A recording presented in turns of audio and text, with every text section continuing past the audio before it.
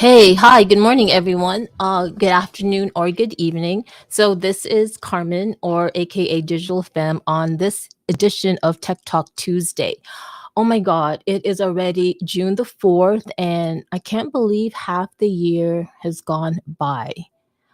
This is just crazy. So if everybody is new to the stream or just coming in, or you know that I do weekly Tech Talk Tuesdays, you also know that I am broadcasting live on Metaverse Radio, and I'm also multi-streaming wherever you're seeing me. It's either on Twitch, my Twitter, my Facebook page, and my YouTube channel. Actually, I think I'm streaming on two Twitches and two YouTubes. Anyway, that's anyway. Okay, so and I'm also hosting a Twitter space where I already have guests. So we have Hexadized and Honeycomb, and I need to actually open up the space. Okay, so I opened up the Twitter space. Here I was talking on Metaverse Radio and the live stream, and I forgot to open up the space. I would like to say good morning or good afternoon to Hexadize and Honeycomb. More on them later. It's funny, I just realized that both their names are H's. So, guys, I'm getting double hexadized with a B sting. Get it? Anyway, I know you don't understand if you're listening, but you need to join. I sent the link out if you're watching on the live stream to like listen in or even join the conversation on Twitter or /X. But before we start, let me just say this. So this program content does not necessarily represent the views of Metaverse Radio and is for entertainment only. It is not legal, medical, financial, or investment advice. The hosts, guest speakers, artists, and other collaborators may have personal or financial interests in the subjects they discuss. So please critically assess the information presented. Not all content is appropriate for all ages. Listener discretion is advised. And in this particular episode of Tech Talk Tuesday, I really need to emphasize that this is not financial advice. The reason being is because today I'm going to talk about NFTs.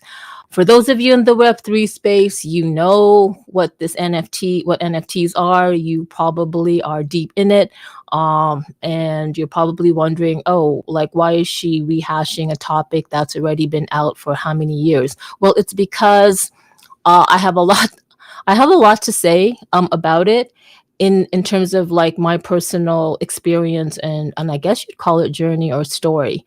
Now I know that I am also this is also on Twitter or X Space, and you know some of you call it crypto Twitter or NFT Twitter or Web3 Twitter, whatever you want to call it. But for those of you on Metaverse Radio, wherever you're listening to this, and especially if you're watching on Facebook and or Twitch and or YouTube, and you happen to come across this live stream, and you're wondering, oh, okay, so I kind of heard about NFTs. What really is it? You don't need to hear it from me. You can just Google it. There's a whole bunch of videos on YouTube talking about NFTs.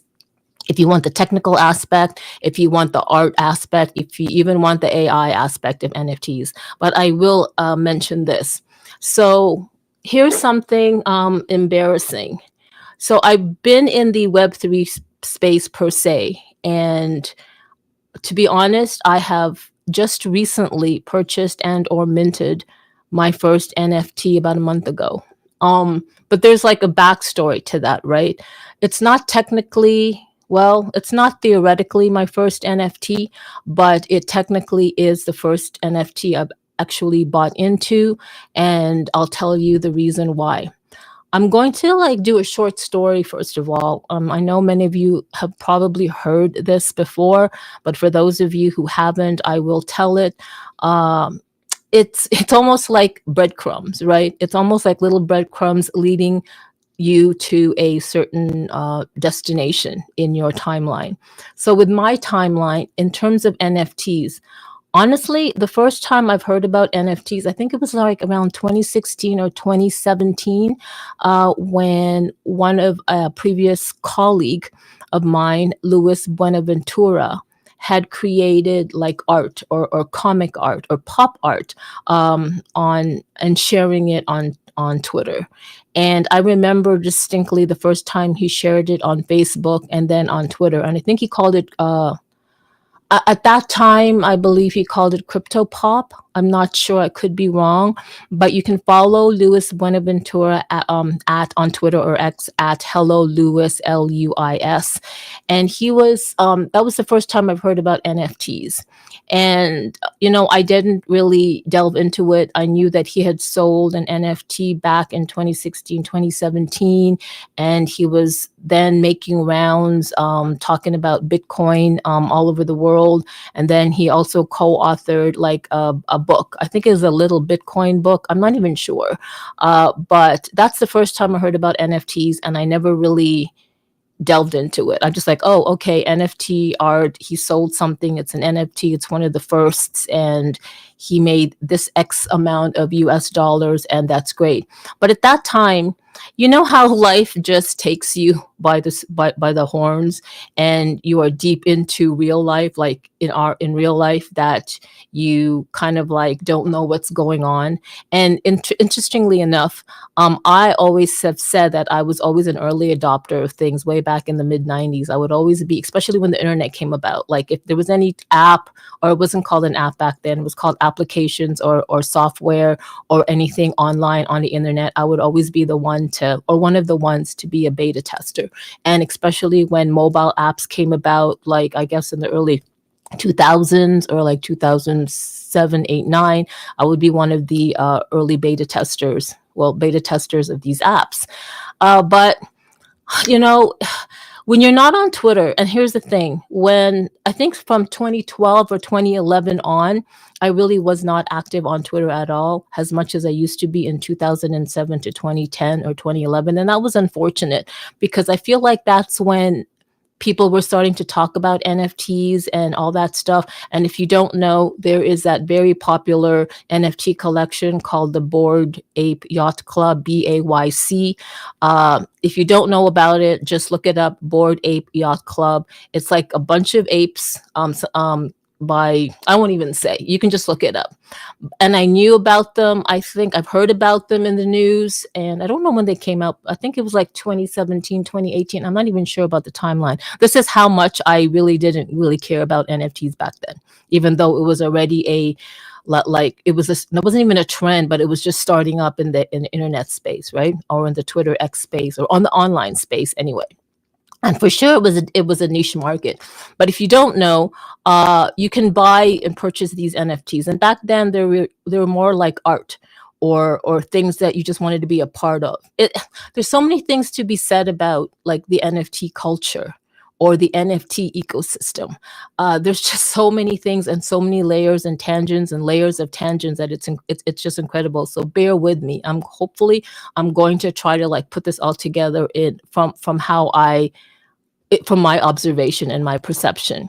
So if you look up Bored Ape Yacht Club, you know that, oh my God, they now cost in the hundreds of thousands. I don't know what the initial pre-sale cost was or what the initial sale was. You can always look it up. I should have done my homework, but then you know what? It is what it is. But now it's literally, if you own a Bored Ape Yacht Club NFT, which I think currently, really it's an NFT is like really a JPEG. And I know there are people on Facebook watching and can't understand why anybody would pay hundreds and thousands of dollars or on something that is it's not tangible. So I call this space NFTs, where nothing feels tangible. Because think about it, an NFT is like a digital asset, whether it's animated or a JPEG or a PNG, and you can't touch it, you can see it.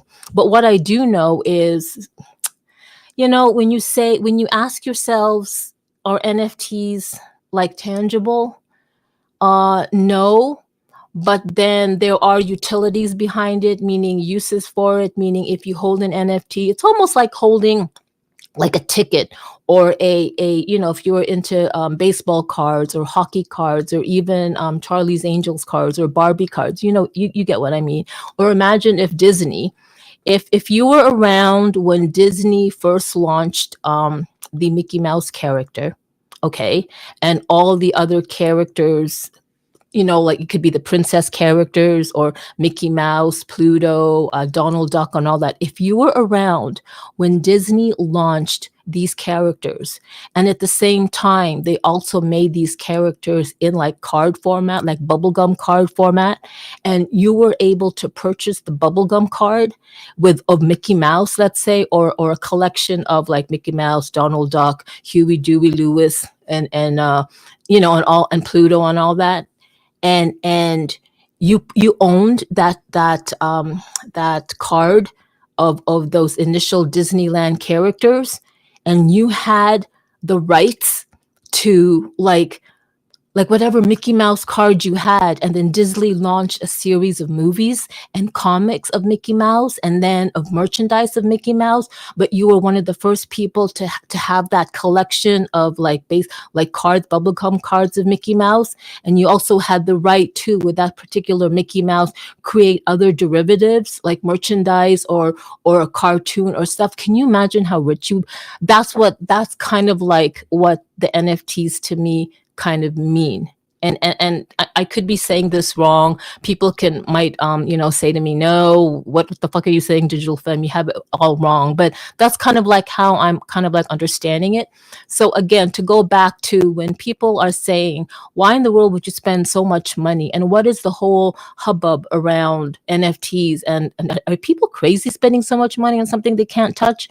But to be honest, you almost think about it, guys. If you've ever played a mobile game like Candy Crush, I've never played Candy Crush, but if you played any type of mobile game or online game, and I know many of you have out there, you know that there are micropayments involved. You know that if you play a game, there's the free to play, the freemium model where you play, and then they kind of like get you hooked, because if you want more levels, if you want your character, or if you want to utilize more assets or game tools in the game, then you would have to pay for it out of out of your, honestly, your credit card or your attached to a banking account. Whether it's directly you buy it from, you use your credit card to directly buy in-game assets, or whether it's used to purchase like tokens or whatever the currency is of that game, so you can use it to buy in-game stuff. When I say something about NFTs and they're like nothing feels tangible, get it? NFT, nothing feels tangible. Really, is it really nothing feels tangible? But what about the feeling? What about the feelings? Aren't feelings tangible? Like, I'm thinking feelings are definitely tangible. I know for a fact that, and I know I've said this, and I have to always say this.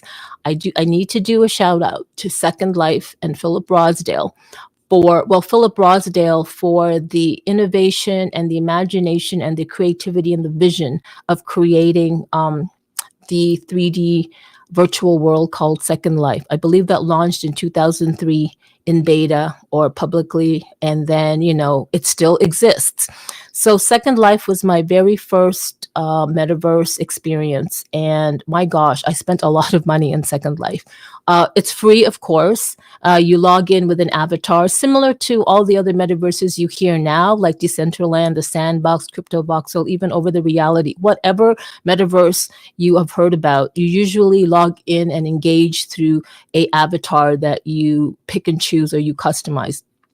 Now, Second Life's customization of avatars is beyond, and it's insane. And it was insane even back then, and still today. I believe no avatar today exists the way a Second Life avatar exists. You just have to look them up. Secondlife.com. The physics engine, the physics, the shading, everything. Of course, they've been around for so long. Of course, they're going to have so many more improvements as opposed to the metaverses of today.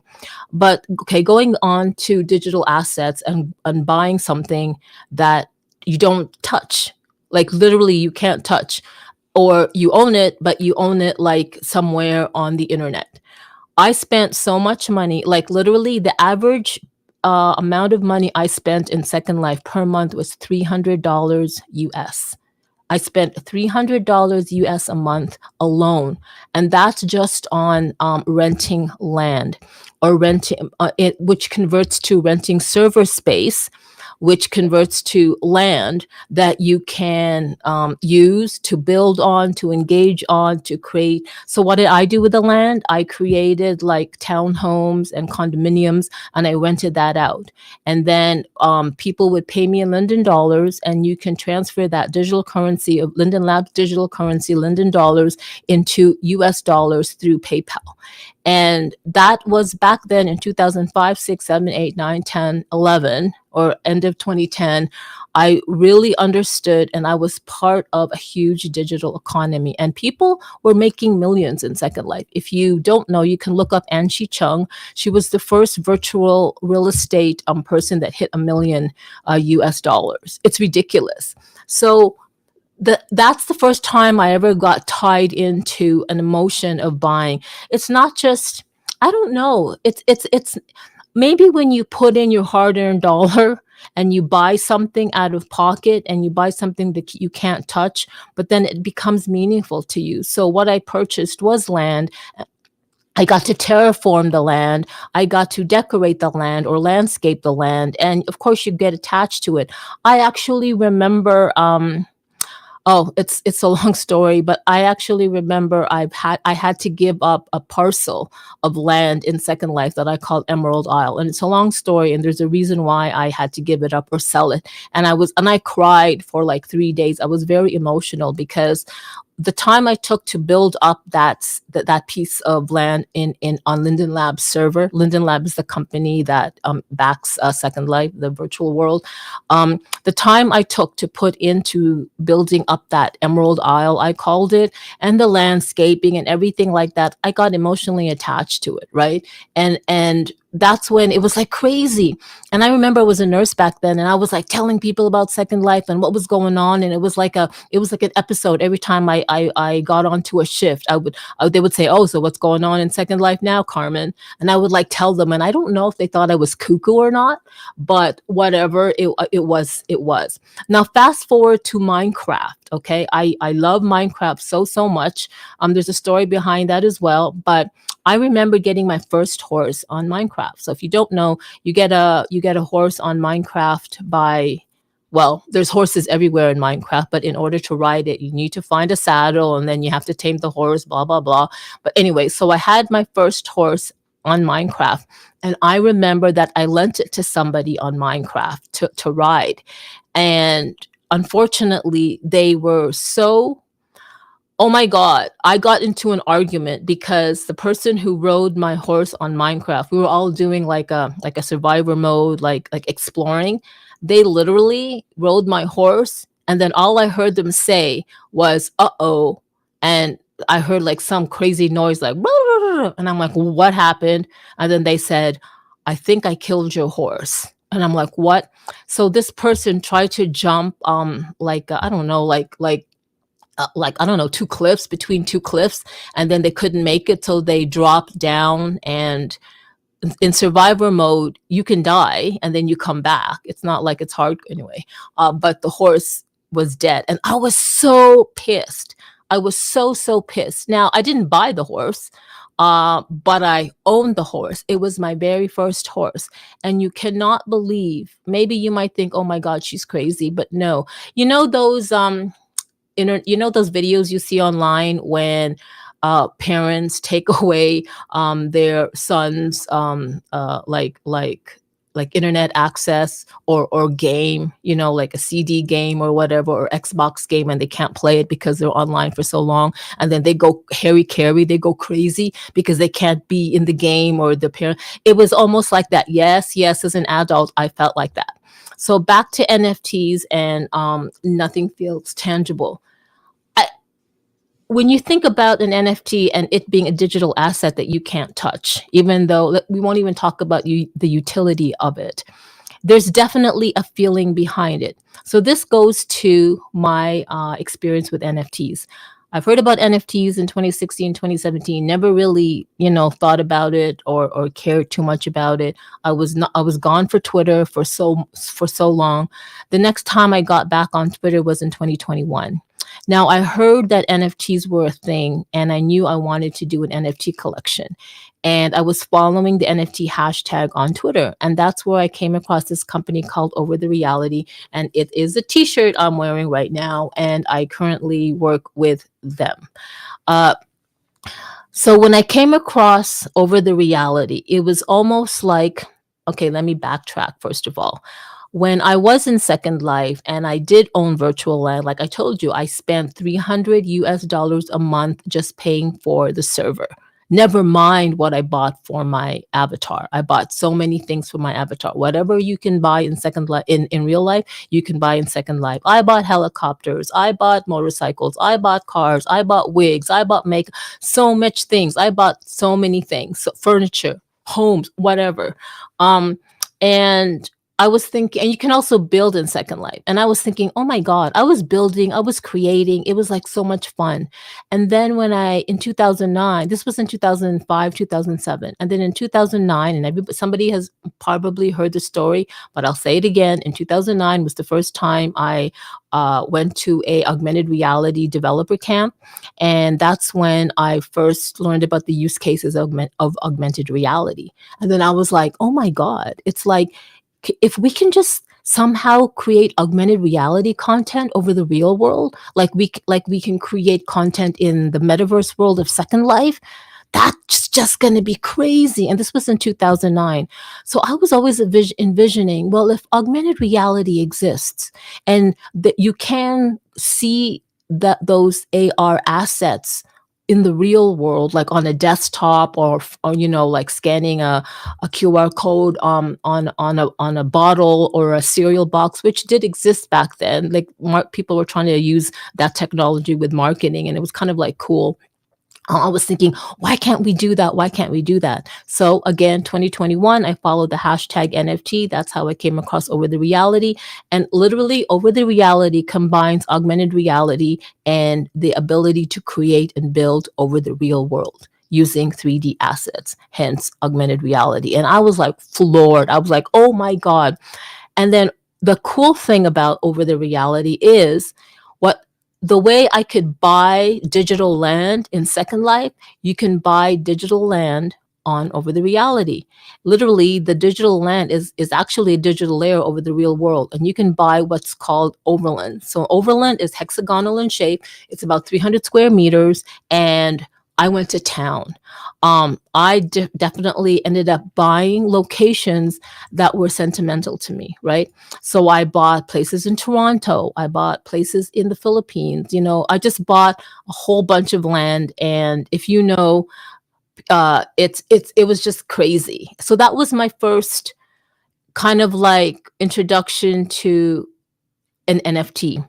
So Over's virtual land or digital land or overland, you can actually mint them as an NFT. And the utility, like, why would you do that? Why would you buy land that you can't even like live on? And like, who cares, right? And that, well, because if you think about it, if you buy a digital layer or digital property over a physical property, and you can put augmented reality assets on it, which you can with Over, can you imagine? I'm just going to stop right there, because if you can't imagine, then oh my God, like you're a shit out of luck. But for those of you that can imagine, can you imagine the ability to create augmented reality content or experience over the physical world, over a location in the physical world, through the means of a digital layer of an overland? Can you imagine what you can do? We're talking education, we're talking sports and entertainment, we're talking music, we're talking museums, we're talking art walk. Oh my God, we're talking marketing, advertising, so many things, right? Just think about it. So this whole topic is about NFTs, and I told you that I recently purchased my first ever NFT just recently. But then I'm also telling you that I also end up owning like about under 100 overlands or NFTs from Over. But the thing was, I never really bought into the whole NFT idea or concept when I bought the overlands or the virtual lands, meaning I was just in it to buy digital real estate. so that I could put augmented reality content on it or get people to put augmented reality content on it.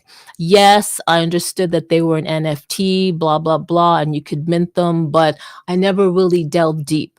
So theoretically, I do own about 100 NFT overlands or virtual lands. Okay, so let's just get that straight. In addition to, I have been gifted NFTs, meaning people have created digital assets or JPEGs or PNGs and they gifted it to me. And one of the people that gifted to me right here is at Hexadized. I should bring him up, and I see the Digital is here, and I haven't even been looking at the space. I see Lisa. Hi, Lisa. I know you're requesting to speak. I'll bring you up, but I just want to finish these thoughts here. People have been gifting me NFTs, which I thought was amazing, and they were like, I liked the art. I was very appreciative and grateful that they gifted me these NFTs, and it was like, oh, like that is so cool. I own NFTs, but I never bought them, right? Other than the overlands, the digital or virtual land from Over, which I didn't really. They are NFTs, but I just didn't, it didn't really sink in yet. So a whole bunch of NFTs started coming out, or I started seeing them.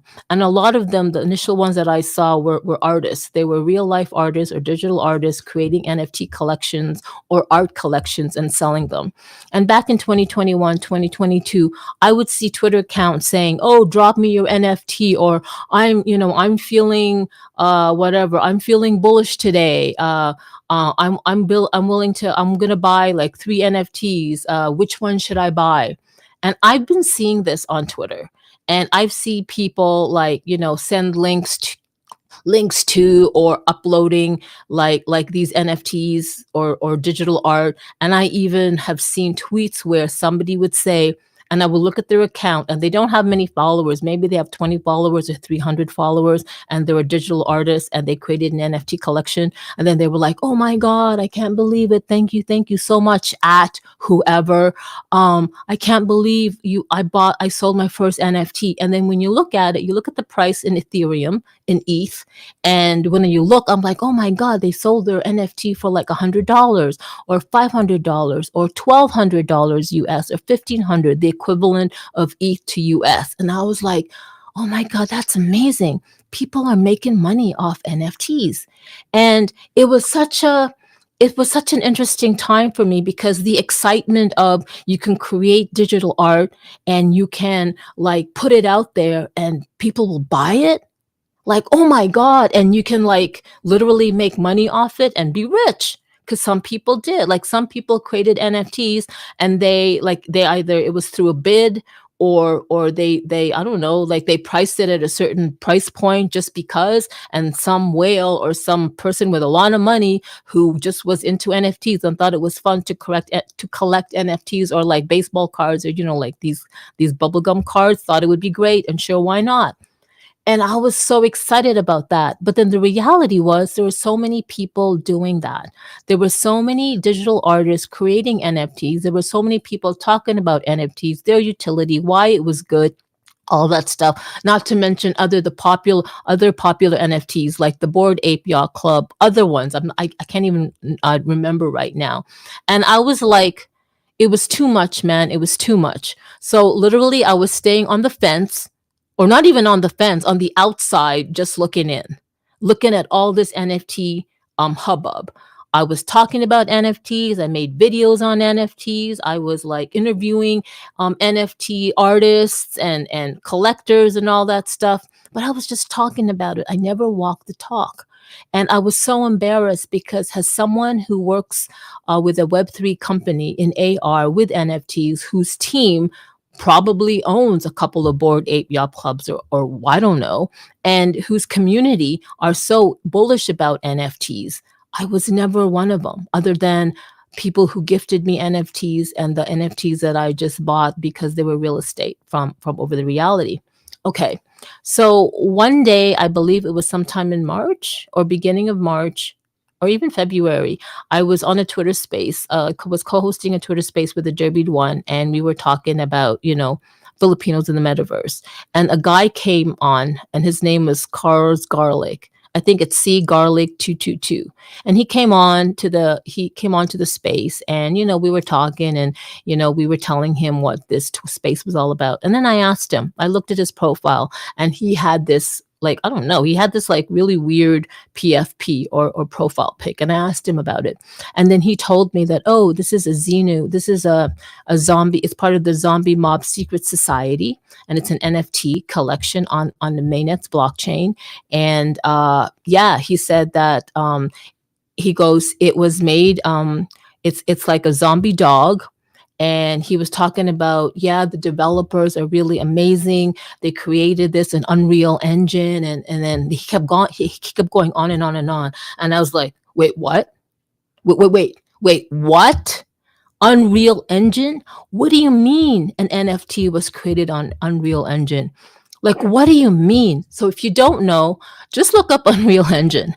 But so Unreal Engine is like a 3D, whew, okay, the Matrix 4? Well, part of the Matrix 4, or some scenes in the Matrix 4 were made from Unreal Engine. So Unreal Engine is this very, very powerful platform where you can create like 3D looking humanoid scenes and backgrounds and stuff like that. And I've never heard of an NFT collection of a digital art created on Unreal Engine.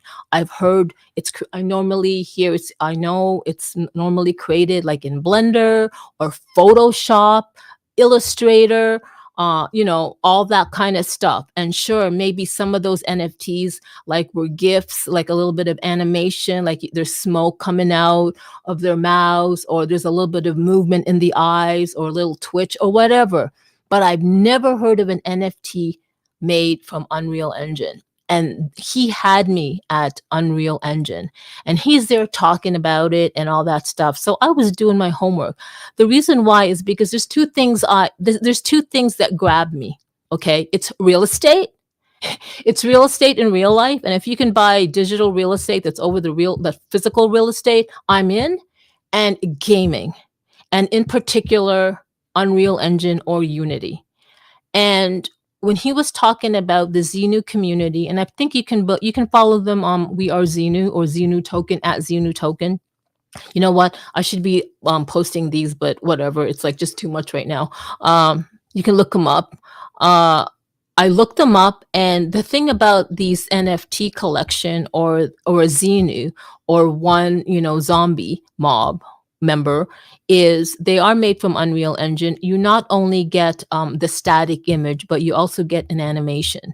And that's what is made from Unreal Engine, is the different animations, or different animation traits. And the shading, the shadows, the lighting, it's crazy.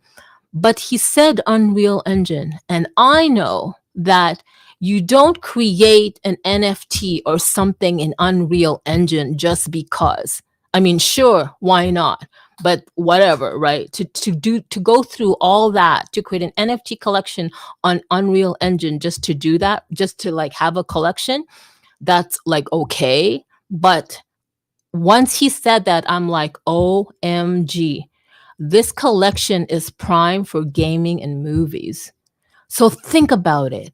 Imagine if, I'm still going to go back to the Disney or Marvel. Imagine if the superheroes of Marvel, imagine if you were there at the start when Superman or Spider-Man was, I don't know. I'm okay. Excuse me. I might get my superheroes mixed up, DC Comics and Marvel. I might get them mixed up. So just hush. Okay. Imagine if you were there when they first created Mickey Mouse and all the Mickey Mouse characters or Disney princesses. Imagine if you were there when they first created Spider-Man, Superman, all that. And you had the ability to buy into the Mickey Mouse collection or the Spider-Man collection when it first started to come out, and it wasn't even movie or a game yet. It was just like a bubblegum card, and you were able to grab that card and hold it, And if you were the holder of that bubblegum card of the first collection of the Mickey Mouse, and then they started, or Spider-Man, and then they started making comics, and then they started making movies, and then they started making games and t-shirts and mugs, and your grandmother or your great grandfather still had that bubblegum Mickey Mouse card or Spider-Man card, and it got passed on to you, and because you had that original card, and it would keep making royalties. Do you know what I'm saying? I don't know if I'm explaining it right, but that's like what an NFT is. An NFT is like a digital, to me, it's like a digital card, or it's like those baseball card collections, or bubblegum or Charlie's Angels collections, and of something that has more derivatives, like a movie, like t-shirt. You know what I'm saying? So when Cars Garlic said that the Xenu, the Xenu NFT collection was made on Unreal Engine, I had to buy it. I bought one. I'm very, very conservative. I bought one lower than floor price, and it's attached to the mainnet's blockchain. If you don't know what the mainnet's blockchain is, I really think it's the people's blockchain. They are a layer one. If you hold a Xenu NFT, for every Xenu NFT, when the first day it minted, which was about 2 years ago, I think, or December something 2022, don't get me wrong. For every Xenu NFT you hold, you are earning one Xenu token. Can you imagine? For every Xenu NFT you hold, it earns one Xenu token a day. So you can go to OpenSea or Blur.io, and you can look at the NFT, and there's a way to look at the NFT staking. Like if you're going to purchase a Xenu NFT, you can look actually how much tokens it has. Does it have its full token since it first minted, which is about 773 Xenu tokens? Can you imagine? So can you imagine what one Xenu token could represent if you hold it in the next 2, 5, 10 years? Just imagine Bitcoin or Ethereum. Imagine if you had the ability to purchase Ethereum or Bitcoin when it first ever came out. And that's been like, that was 2009 Bitcoin, 2008 Ethereum shortly after. I know it's been a while, but people are millionaires, people. I would even like to say maybe there's a 1 or 2 billionaires out of holding Bitcoin and Ethereum and selling it. And I think something happened just yesterday to I forgot what it was, that stock, Berkshire Hathaway. Like somebody literally tweeted like yesterday that if you were to buy 500 shares in Berkshire Hathaway, I could be saying that stock wrong. If you were to buy 500 shares at that moment in time, because it dropped considerably, I don't know what the price was that it dropped. If you were to put in $500 in Berkshire Hathaway in that moment, you would have made $2 million that day. And I looked at it, I'm like, yep, it dropped to a certain amount and then it picked up right up again. So what am I saying? So think about that. So, okay, I gotta be just chill. So to make a long story short, the Xenu NFT was the first NFT I bought. And the reason why was because I started actually when I saw the PFP first Cars Garlic, I thought, oh, they're ugly, right? I really did. But then the fact that it was made in Unreal Engine, then I started really investing more time looking at it. And the more you look at something, honestly, you know that saying, that physics or quantum thing where the more you look, anyway, it probably is the wrong analogy. But the more I looked at the collection, the more I became like, the more it was really attractive to me. They have so many different traits. They're so cute. They're zombie dogs, and I have a dog.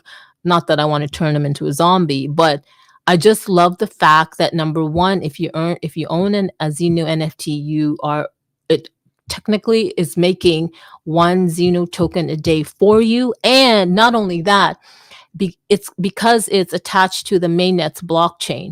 Mainnet is a new blockchain. There are so many new blockchains. It's like fucking ridiculous. But this is one blockchain where it's really pushing to be one of the, if not the biggest cross or multi-blockchain platform or blockchain. Currently you can it's attached, it's mainnets, Ethereum, Base, and I can't remember the other one. But the one thing about the mainnets blockchain is it gives back to its developers and the people that are building on the blockchain.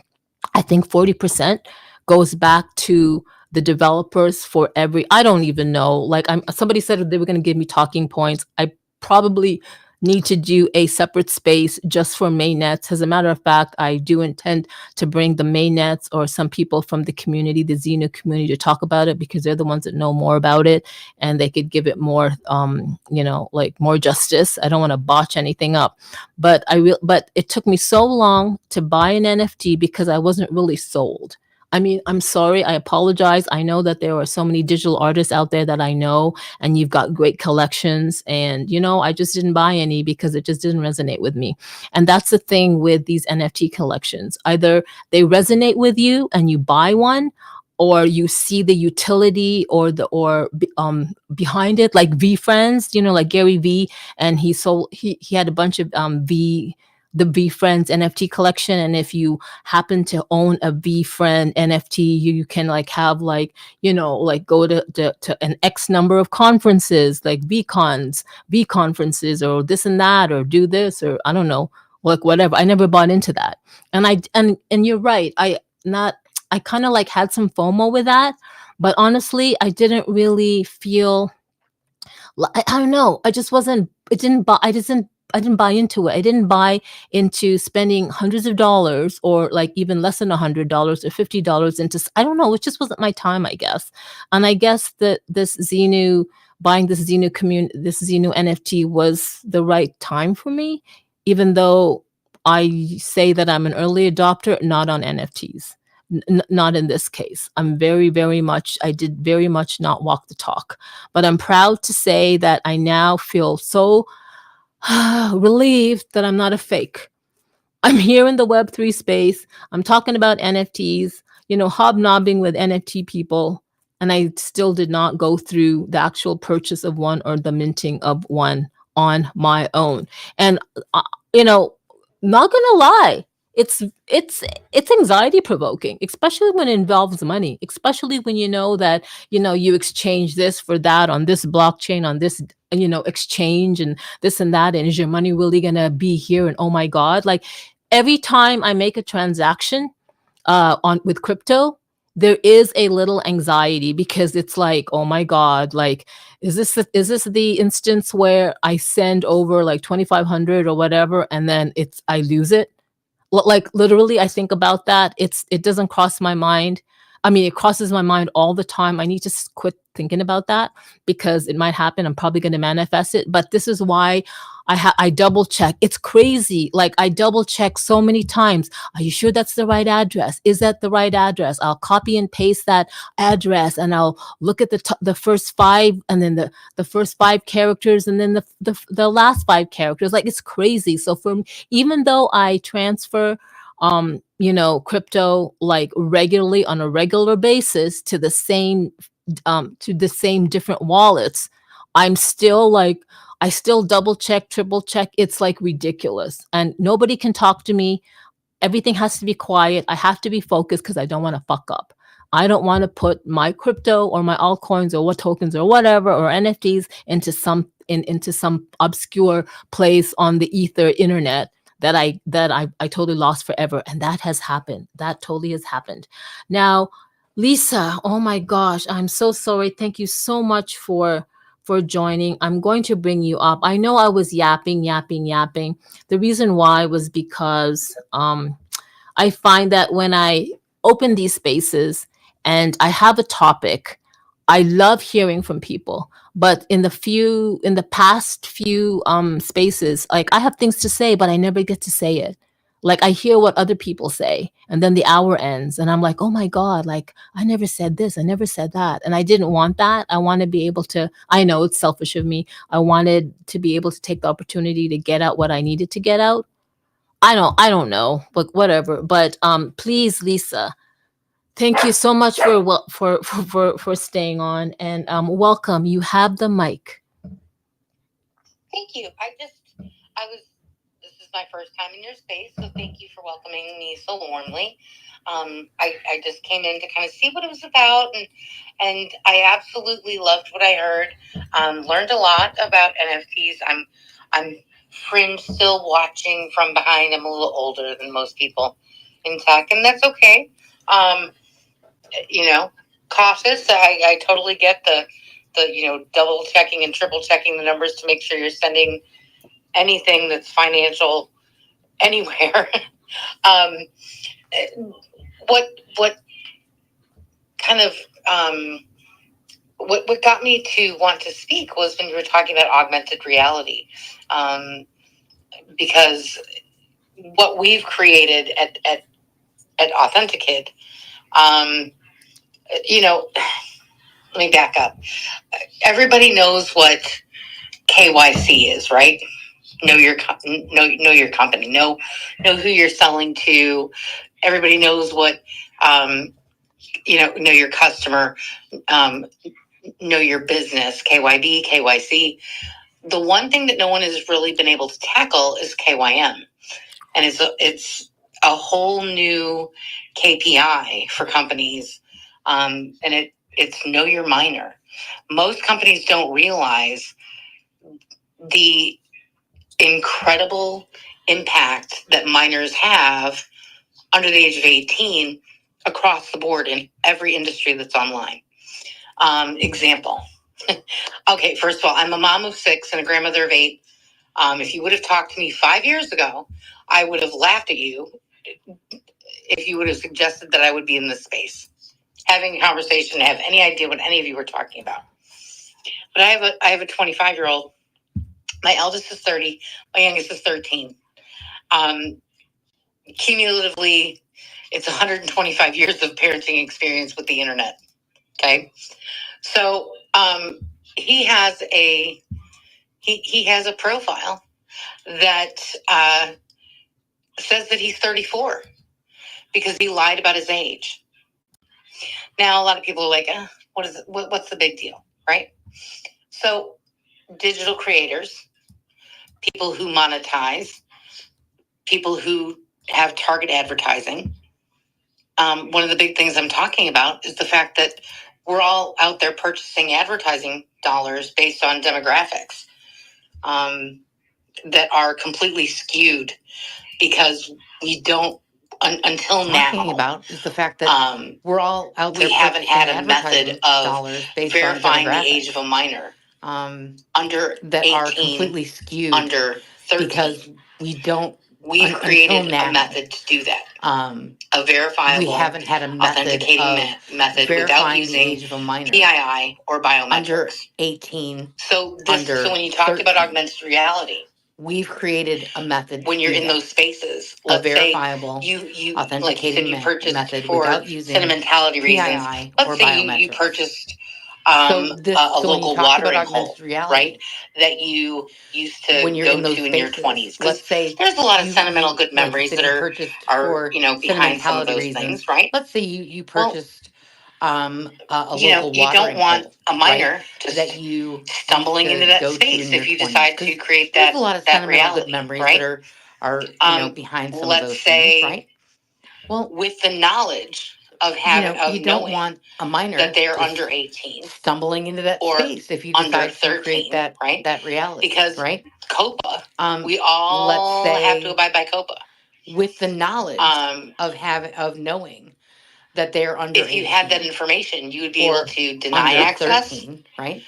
Because augment COPA, access, we all have to abide by COPA. give open access, like let's say it's a library. It's your favorite library that you bought space if over. you had that information, you'd be able to deny access or limit access, augment access. Our job is not to censor. Give open Our access, job is like to let's say it's a library. educate. It's your favorite library that you bought space over. Corporations on how to do what they need to do or to be limit compliant. access.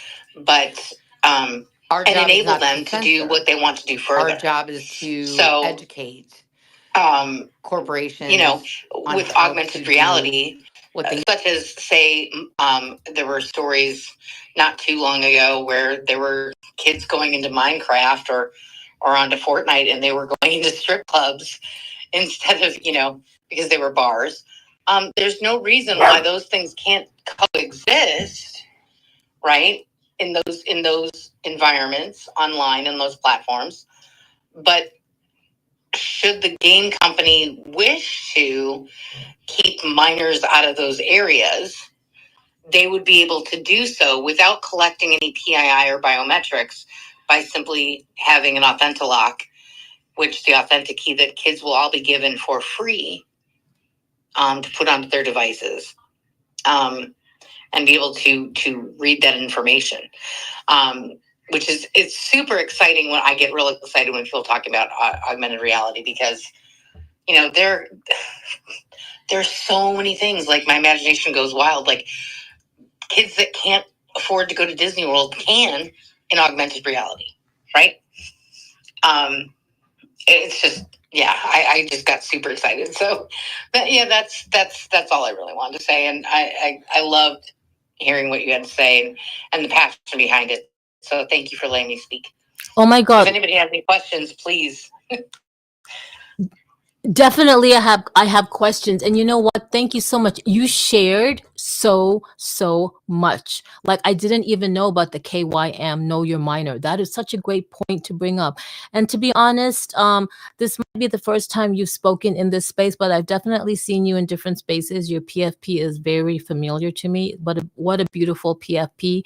And I can't believe I haven't followed you back, but I have seen you in different spaces. And I'd love to reach out to you to know more about what you do. And I love that you came in and talked. I do apologize for not bringing you up earlier, but thank you so much for being so patient and just, being there. I'm glad I brought you up.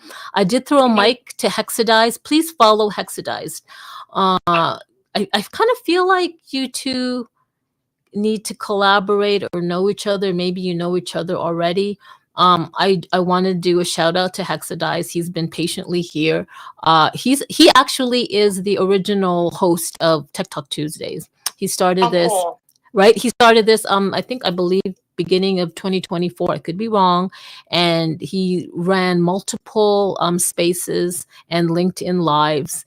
And so there was one time where he was down at South by Southwest, and he wasn't able to run the Tech Talk Tuesdays from South by Southwest because he was going to be very busy setting up augmented reality experiences all over Austin and 6th Street. Oh, cool. It's so cool. So then he DM'd me and said, hey, do you think you'll be able to take over this date's Tech Talk Tuesday space, because I'm going to be at South by Southwest. And I'm like, you know what? Absolutely, sure, Hex. And then here I am. I think it was his way. If you don't know, Hex is like a seeder. He seeds things. He gets a seed, he plants it, he lets it grow into a seedling for a bit, and then once it's a seedling, he gives it over to you. That's it. And he's done that many times. He's started up so many different spaces, and then he just hands them over to people. It is awesome. It definitely is awesome. I haven't really spoken, and I stepped into a couple of spaces this morning and said, you know what, my goal is to talk. Don't know what I was going to talk about, depending on the space, right? But I just wanted to get more comfortable in speaking, because as we move from prototype to, sales, I need to be able to do that. I need to be able to talk more. And I tried getting on TikTok, whatever, but it's just not as comfortable as having a conversation. And I'm so grateful for having the opportunity to speak, and thank you. And absolutely, I came in and I followed everybody, and so that I could connect later if necessary or desired. And I'm just really grateful. Thank you. No, thank you. And I'm grateful that you joined, and I learned something today. Like, I love spaces and joining spaces because, oh my God, and there's just so much to learn. Whether it's the same topic, everybody always has a different take, a different perspective, right? They always have like valuable input. And even if you hear the same kind of thing, like the same thought or perspective from different people, but it's the way they tell it and the way they say it. And I love spaces so much, right? Exactly. And my dad raised me with the saying, there's no saturation point to knowledge. And I have never found a statement to be more true. At 54 years old, at 50 years old, I found myself learning about more than the on button to my laptop. So way more. And I'm absolutely fascinated. I realize that I'm a research hound, and just, I'm fascinated by the law. It just, a lot of things. And I'm just grateful. And I would love to keep coming back. I made sure my schedules now, because we're bootstrapping, my schedule now allows me to be off on Tuesday, Wednesday, and most Thursdays. So I will definitely be here more often on Talk Tuesday. Well, here's the thing. I would love to have you. I would love to have you as a speaker and possibly a co-host. But I would also love to encourage you to just open up your own space. And I would definitely support it and join. You know what? I'm just going to say this.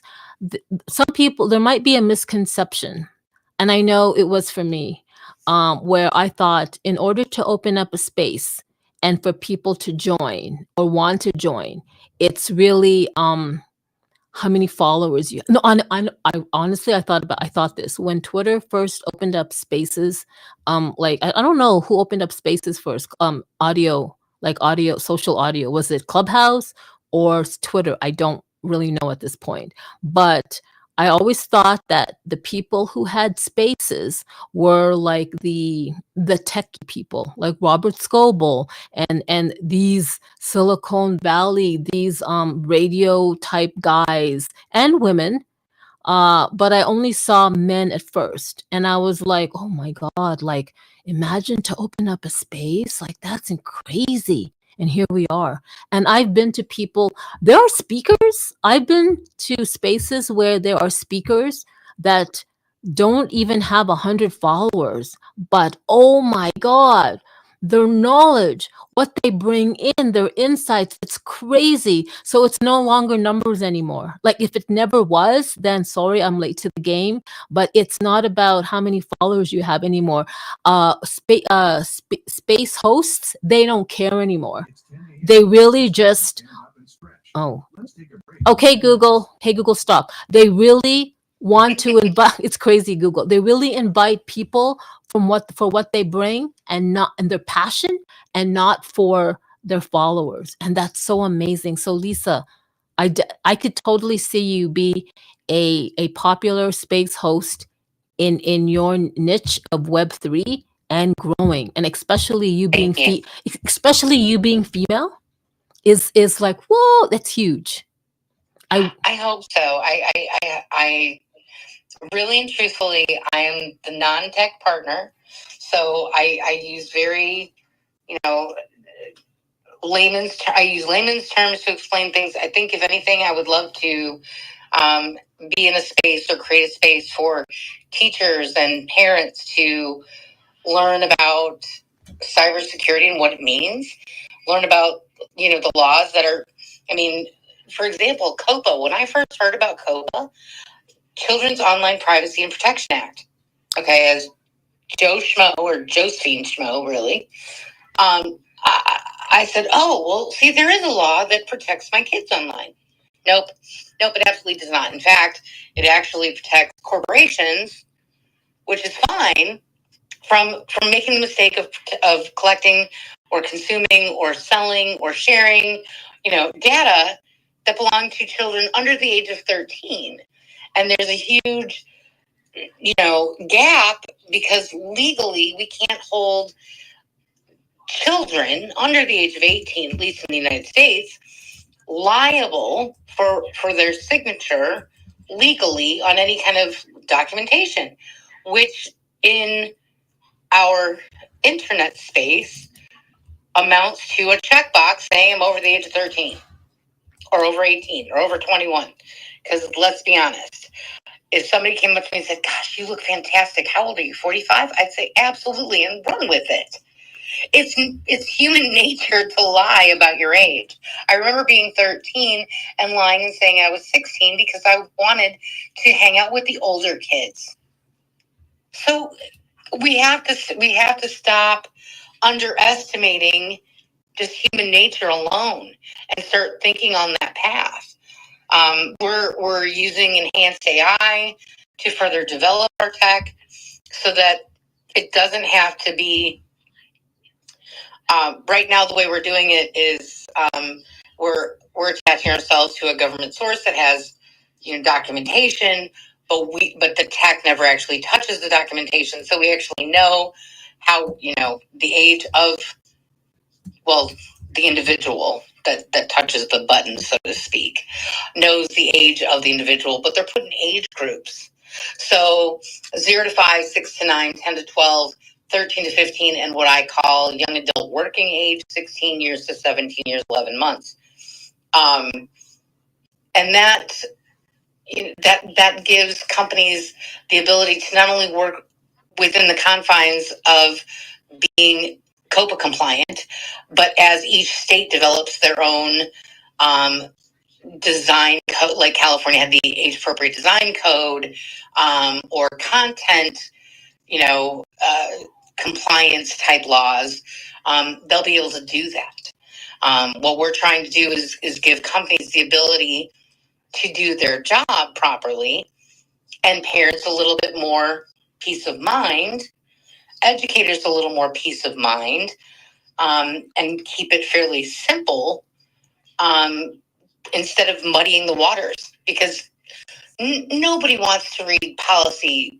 Nobody wants to read the legal mumbo jumbo. Nobody does. And when they do, most of the time they don't understand it. So that's the purpose of what we're doing. Keeping kids safer through, and if you think about it, like companies like Epic Games, who got hit for 450, depending on what you read, 450, $520 million. I don't know, give or take $100 million. Jesus. They got hit for $520 million for non-compliance for COPA. If they had our authentic lock, they would still have that money at their bottom line. I don't know about you, but I would certainly appreciate that as a C-suite executive. Oh, I think that's amazing. You know what? I definitely am going to get in touch with you. I'm kind of thinking I'm going to publicly invite you to be a speaker in next week, Tuesday. The reason being is, did you know that June is International Children's Month? I did. I do know that it is Cyber Safety Month for children. And I kind of been trying to figure out what I want to do content-wise. So I would graciously accept the invite next Tuesday. There's also someone I would love to connect you with. If you don't know Heidi Little, she is, Hex would know. Hex, I threw you a mic for goodness sakes. Come and join if you want. Heidi Little is, she's like the president and founder, I believe, of International Children's Month or International Children's Global Initiative. I'm saying it wrong. Sorry, Heidi. To speak with her. Hex is laughing. Yes, it's through Hex. It's through Hex. I went into her space, and she's doing huge things. I think definitely there is some synergies there. And Hexadize is all about education and technology. So he has an army of children that, I kid you not, have already created augmented reality experiences.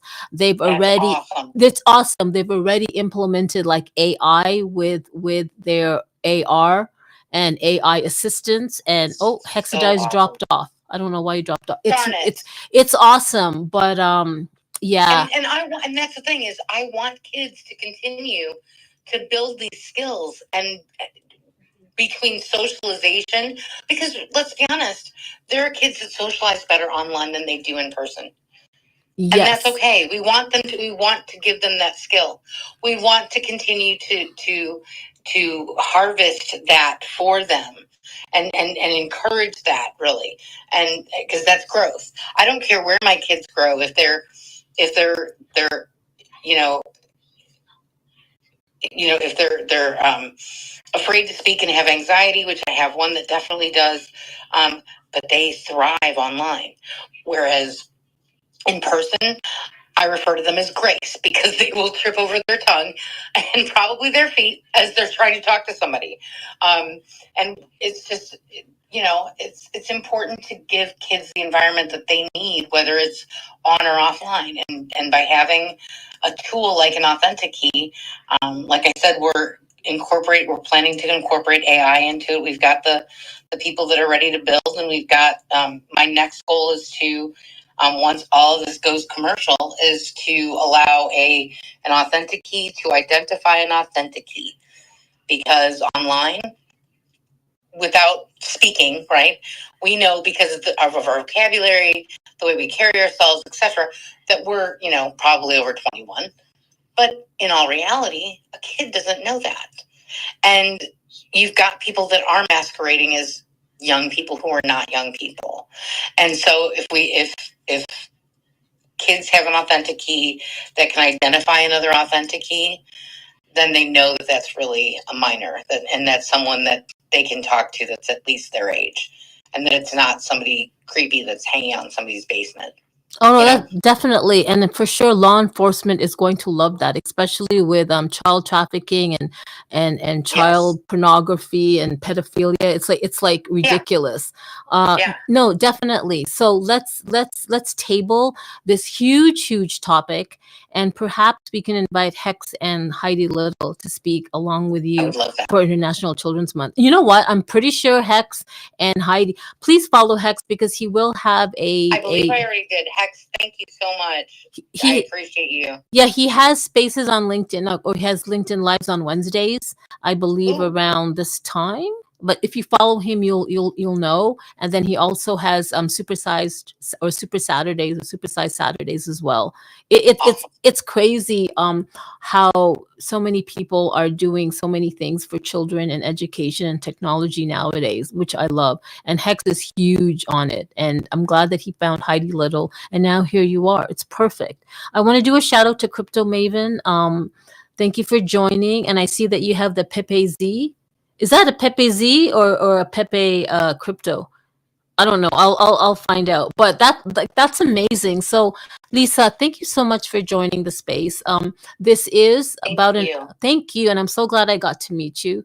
This is about an hour long. But before we end, I do want to, I don't know if I'm allowed, but I'm going to.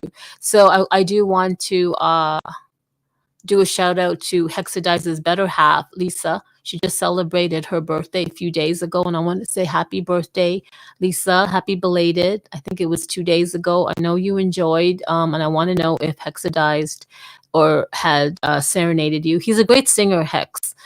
He also plays the guitar, among a number of things, and often I know he writes songs. And I remember when I first met him, he actually shared with me a song that he wrote for his wife.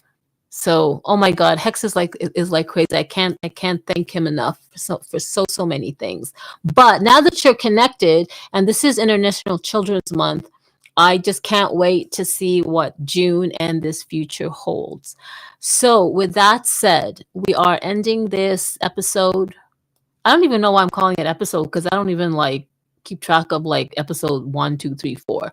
But this is the episode where I did discuss NFTs, where nothing feels tangible, or does it? Because I know that an NFT. So here's the thing. My last words about NFTs are, whether you're watching this and you don't believe in it, or you think it's garbage, or whether you're on the fence, or whether you're all in, it all depends, right? Like, you do you. If you are looking at entering the NFT space and you're looking at purchasing or whatever, you do your research. And honestly, it really what resonates for you. I mean, some people buy expensive guitars and collect guitars, and they don't even play a guitar, right? There are people that buy expensive cars just because they love it, and they don't even drive the car. So it is what it is. You can buy an expensive car as a collector and never drive it, or you can buy a car and drive it and use it. That's almost like an NFT. You can just buy it because you can, or you just want to, or whatever. But do your own research. This is not financial advice. And so I'm not fake anymore. I used to really hate being I almost couldn't show my face when it came to NFT talk, because it's like, well, I didn't really go through the initial purchase of an NFT. Like, it's been gifted to me, and the whole story about buying overlands and owning the NFTs, but it just never really occurred to me. But I'm so proud to say I'm part of the NFT community. A shout out to the Xenu community, the Xenu mob and mainnets. They are like a family to me, and I love it so much. I can't wait for the future of mainnets and the Xenu community because I'm waiting. Apparently, I heard that the community said that when the Xenu token and the Xenu NFT collection first launched, I think March of 2022, I can't even remember now. There was talk of movies, and not just one movie, but a series of movies. And I'm like, oh my God, I'm buying in. So if you want to know more about whatever I said about NFTs, which I don't know much of, like I do, but you know what I mean. DM me at your own risk. And I'll be happy to help you, or at least I could connect you with the right people at the very least. So before we do go, I will say that this program's content does not necessarily represent the views of Metaverse Radio and is for entertainment only. It is not legal, medical, financial, or investment advice. The host, guest speakers, artists, and other collaborators may have personal or financial interests in the subjects they discuss. So please critically assess the information presented. Not all content is appropriate for all ages. Listener discretion is advised. And yes, I am reading it off a text file. So I'm not putting this on a teleprompter. Okay, so everyone have a great Tuesday and a great week, and happy International Children's Month. Lisa, thank you so much for joining. Stilo, hey, so good of you to come to join. We are closing the space. You need to follow Stilo too. He's doing so much in the VR space. It's crazy on Spatial. He hosts like regular parties and DJ things, and it's just crazy the activity he's doing. It's like freaking amazing. Shout out to Epix DAO. Thank you for joining the tail end of it. Please, Lisa, follow each other. Crypto Maven, thank you for hanging on. Is that a Pepe Z? Is that a Pepe NFT or a Pepe Z? I don't know. I think it's a Pepe Z. More on that later. But guys, if I'm going to next week, now I can finally say it. For next week, stay tuned because I will be bringing up Lisa Mans or Lisa. I don't even know your full name. Lisa Mans. She's going to be talking. Mans, yes. Okay, she's going to be talking about the Authenticate. Can you just say a little bit of it? Sure. The company is called Authenticate.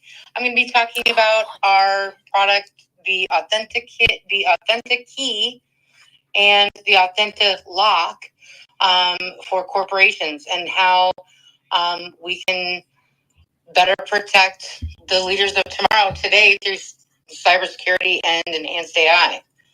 Yes. Thank you so much. Oh my God, this is like perfect. All right, everyone. Have a great Tuesday and see you next week or hear you next week. All right. Ciao. Thanks, Lisa, Hex, Stilo, the other digital family, Pix DAO, and Crypto Maven. Okay. Bye-bye. Boop, boop, boop, boop. Welcome to TikTok Tuesday, a place to learn and grow. Gather around and share stories and watch our knowledge flow. We're building what breathes a future that's bright and new. Come join the conversation. There's so much we can do. From blockchain to AI, the latest tech is here. We're diving deep, exploring how it all appears. Connect with the experts, contribute to the code. Let's revolutionize together and watch our dreams unfold. Welcome to Tech Talk Tuesday, where ideas ignite. Okay, I'm just going to end this. So I realize I am 16 minutes past the hour, and I know I have like a grace period, so I'm just checking the Metaverse Radio, and I'm not there anymore. I know I was broadcasting, but obviously, I guess because I passed the hour, I'm no longer there. But that is fine. That is totally fine. I'm glad I got to bring up Lisa Mans. Oh my God, like what she said was like, it's so interesting for me, especially being International Children's Month. But I'm not going to I'll just let her speak about it next week.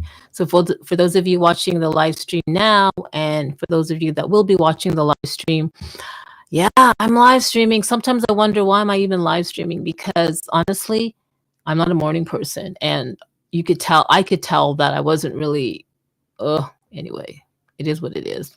So I'm going to go. Thank you so much for everyone watching. Yeah, I'm just so happy and excited that I got my first Xenu, my first NFT, and I even wanted to share it. I had so much opportunity. Like I have everything. I kind of like brought it up actually. You know what? I was prepared to share things, and then I got caught up on my own story that I just didn't. So it is what it is. But I will try to find it. Where the heck is my PFP? I'll share it later. Or if you're following me on Twitter, I've already shared it. Just let me know. Do go to, got the thought. Okay, let me do this. Let me go to the website of We Are Xenu. La la la la la. And at least I will share it there. I love this.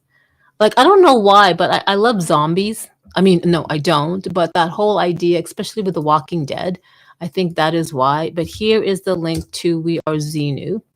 This is what I'm talking about.